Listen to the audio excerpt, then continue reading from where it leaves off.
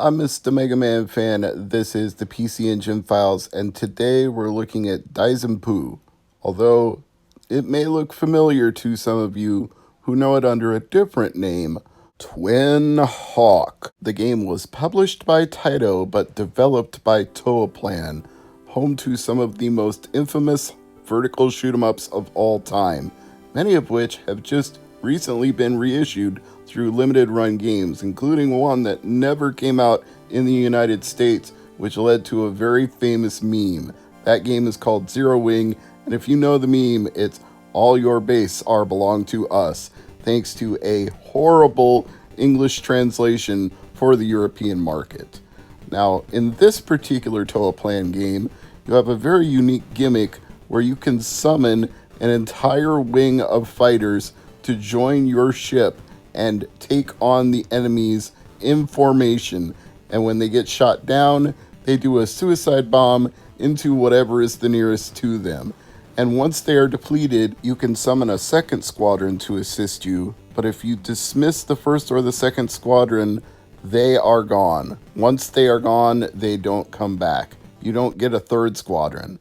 And if you die, it doesn't matter how many support ships you have around you. When you die, they're done too. So they can protect you, but you still have to protect yourself. It's a one-hit death kind of thing where you get hit with one enemy bullet, you're done for. You can pick up power-ups to improve your gun and fire more shots. There may be even more power-ups that I didn't get through in my short gameplay session, but I did the best I could. If you're looking for a copy of Daisenpu for yourself, it's actually one of the more reasonably priced shooters on the PC Engine library. I've seen loose copies for 20, complete copies between 20 and 50, although you may get a little confused if you're looking for it by Daisenpu Custom, which was a re-release for CD-ROM drives that had enhanced CD audio and broke up the levels into separate stages. So you can find Daisenpu Custom just as often as you can find Daisenpu, and sometimes it might be a little more expensive, sometimes maybe around the same price. It just depends on how patient you are and how badly you want it right away as opposed to being willing to wait. What's interesting about those two versions of Daisenpu, aka Twin Hawk, is that they came out almost 2 years apart. So they were so anxious to port it to PC Engine that they weren't even willing to wait until CD-ROM offered them the ability to make an enhanced version of the game.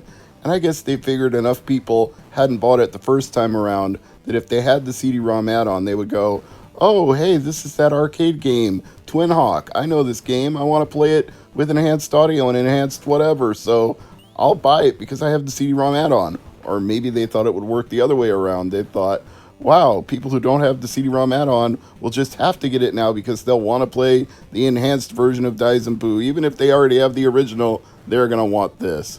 So maybe at some point in the future, if enough people clamor for it on the PC Engine files, I'll go back and do Daisenpu Custom, but I figured just doing Daisenpu for today is good enough. Despite being developed by Toaplan, this one doesn't hold the lofty reputation of games like Tatsujin aka Truxton, which coincidentally, now that I say that, Tatsujin is the name of the holding company that now has the intellectual rights to all of the Toaplan games, including the ones that just got reissued by LRG. So it's not like they couldn't put out another version of Twin Hawk and even localize it for North America, just like they did with the reissue of Zero Wing. So hey, if you're listening, Toaplan Holding Company, you can do this. You can put out a version of Twin Hawk for Mega Drive, for TurboGrafx 16, for whatever you want. You can put it out in North America and there will be collectors who will buy it.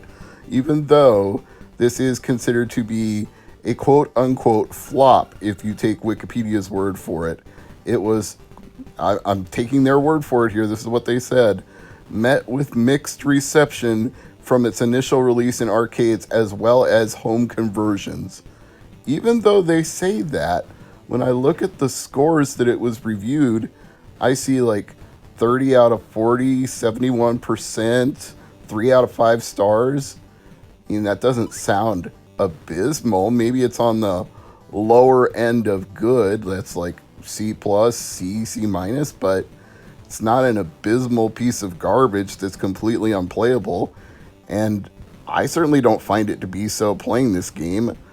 This is a game I would spend $20 for a Hue card of if I had the money laying around and import fees weren't ridiculously high right now because of Japan Post not being available to ship things to the United States, so you have to use DHL, and it costs way more than what you would pay for normal cheap Japan Post shipping, which sometimes was like $1 a game when I bought a bunch of games from one seller. So kind of hoping this pandemic thing gets resolved sooner or later and I can get my Japan import games a little cheaper, because right now they're ridiculously expensive. I suppose I should call it the SNH instead of an import fee, but it feels like an import fee to me because it's like, here's a $17 tax on any Japan games you want. If you want to import, you're starting at $17 and going up from there. It's very hard to get around those kind of prices these days. So I guess you have to ask yourself, is Daisenpu worth it? Well, if you can find a North American seller, I'd say yes. If you find a Japanese seller, just be prepared to pay that fee. It's going to be part of the price.